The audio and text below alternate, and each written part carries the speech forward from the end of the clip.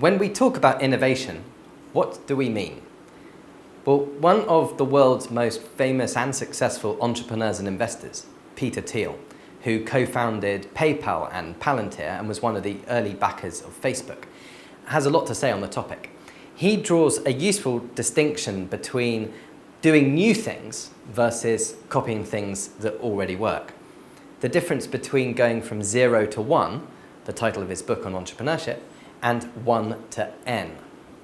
Thiel has argued that the developing world, including India, only need to copy things that already work, to use his term for it, globalization. Certainly some entrepreneurs in India are in fact trying to copy things that work. Companies aspiring to be the next Amazon or eBay or the Uber of India have grown to enormous valuations by doing so. But we can also have a larger discussion about innovation in India. A number of important innovation concepts have recently come out of India. I'd like to introduce each of these concepts with a few examples before we see how India is creatively addressing some of its own grand challenges. Challenges that are shared with many other parts of the world, developed as well as underdeveloped. The key words here are grassroots, inclusive, frugal, reverse, and invisible. These concepts are not all mutually exclusive. Indian innovations often combine several of them, but each offers something unique. We've put a selection of TED Talks and other materials in the next further resources section, so you can learn more about each of them. But I'll be introducing what they stand for and giving the examples now. Let's start all the way at the bottom of the socioeconomic pyramid, with grassroots innovation. According to Professor Anil Gupta, who's professor at India's leading management school, IIM Ahmedabad, grassroots innovation is about finding solutions not just for the poor, but also by the poor. It is an entirely bottom-up approach to sustainability. Many of the best examples of these can be found through Gupta's Honeybee Network, which over the course of more than 20 years has built up a database of over 140,000 ideas, innovations and traditional knowledge practices pulled from right across India. Examples of grassroots innovations include an automatic pump operator, an amphibious bicycle, a compost aerator, and the Miticool ultra-low-cost refrigerator. Inventions like the Miticool, terracotta clay refrigerator that functions without electricity, were not created by highly trained engineers in state-of-the-art R&D labs, but rather came from the villagers themselves, the people who experienced the need firsthand for these solutions and creatively devised better solutions to their specific problems.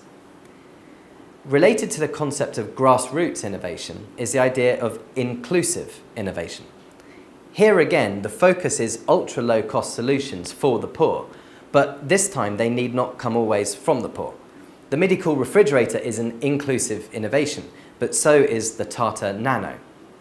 The Tata Nano, originally marketed as the world's cheapest car, is an engineering marvel, conceived by philanthropist and former CEO of the Tata Group, Ratan Tata, as a way to take an Indian family from the risky ride on the back of a motorbike or a scooter into the safety of a four-wheeled closed vehicle.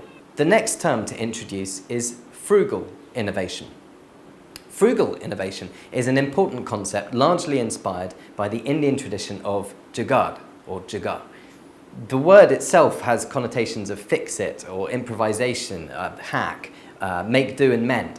It implies resourcefulness given the constraints of any given situation, whether they be financial or simply the materials that are available at the time. I personally think of a jugaad as a context-sensitive solution to a problem. Frugal innovation is now having an impact on boardrooms around the world, like the car companies Renault and Nissan, and in engineering classrooms too, in universities like Stanford and Santa Clara University. As the name frugal implies, this kind of innovation is essentially doing more with less. What separates it from inclusive innovation is that it is not necessarily limited to developing markets. Even high-end brands in developed markets can incorporate a no-frills frugal innovation approach to their research and development. In their book, Jugaad Innovation, and their follow-up book, frugal innovation. Authors Navi Raju and Jaideep Prabhu have outlined how working with considerable constraints can actually help force more innovative outcomes. If necessity is the mother of invention, the idea is that lack of resources or familiarity with thriving under a resource-constrained context can actually lead to more innovative solutions. The Mythical and the Tata Nano, in addition to being inclusive innovations, are also frugal. We could also consider the Indian Space Research Organisation, ISRO, their work in putting satellites into orbit or landers on the moon, and most impressively, ISRO's Mangalyaan mission to Mars as examples of frugal innovation. Costing $74 million, Mangalayaan's budget was actually 1/10 of NASA's previous MAVEN mission into Mars orbit, and even cost less than the $100 million Hollywood blockbuster Gravity took to make. India is actually the first country to successfully put a spacecraft into orbit around Mars on its first attempt.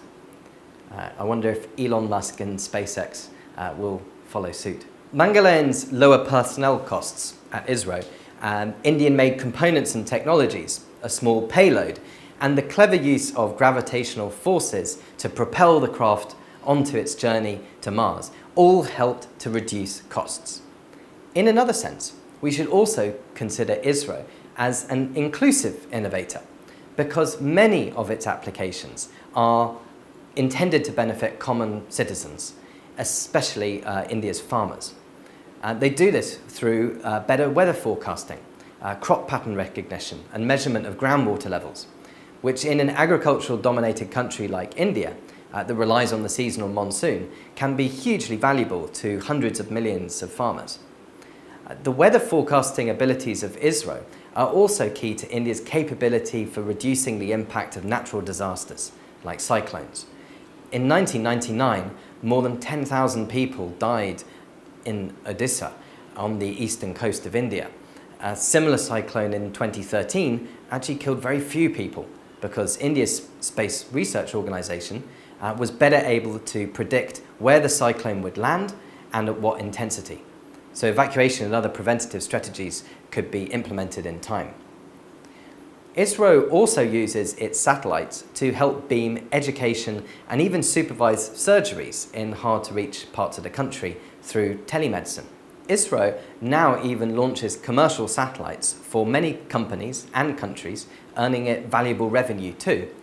Space is going to be an enormous industry in the 21st century, and we can be sure that India is going to be at the forefront of that, and partly because of its frugal innovations as well as incredible talent.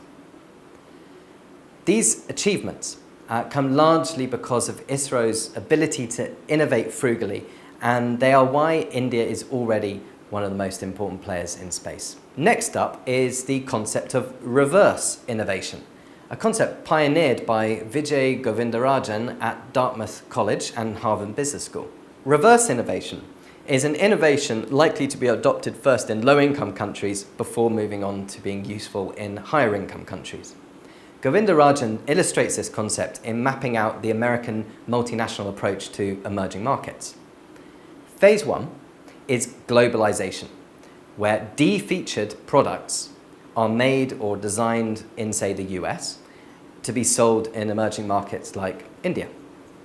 Phase 2 is glocalization, where MNCs seek to adapt home products for local emerging market needs.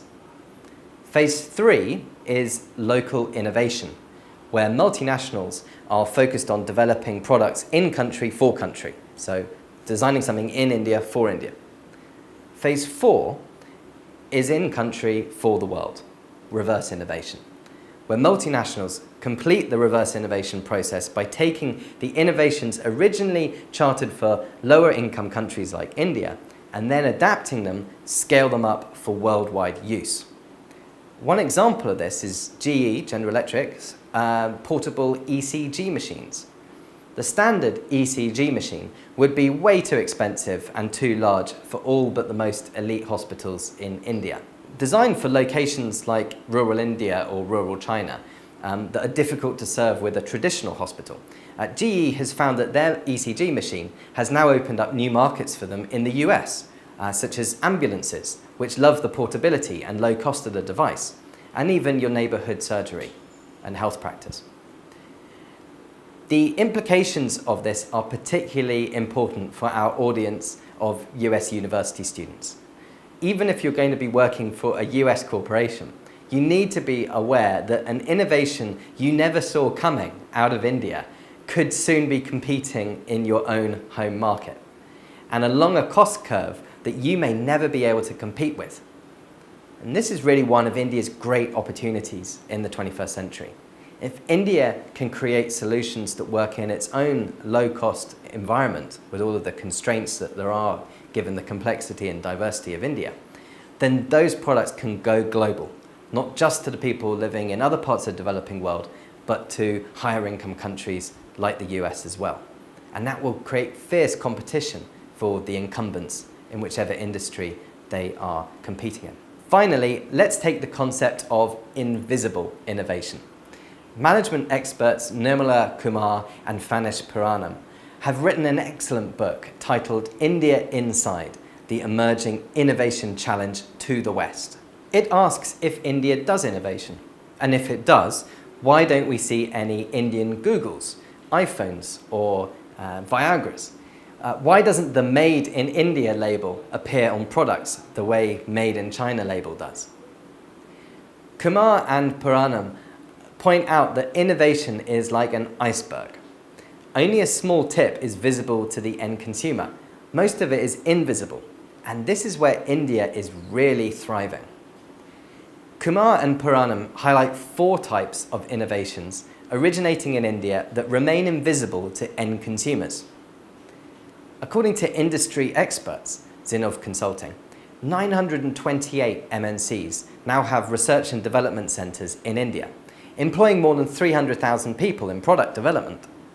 Last year, 40% of all globalized expenditure by MNCs was spent in India, including firms like IBM, GE, Intel, Honeywell, Cisco, Hewlett-Packard, Microsoft, Oracle, Adobe, and soon Apple.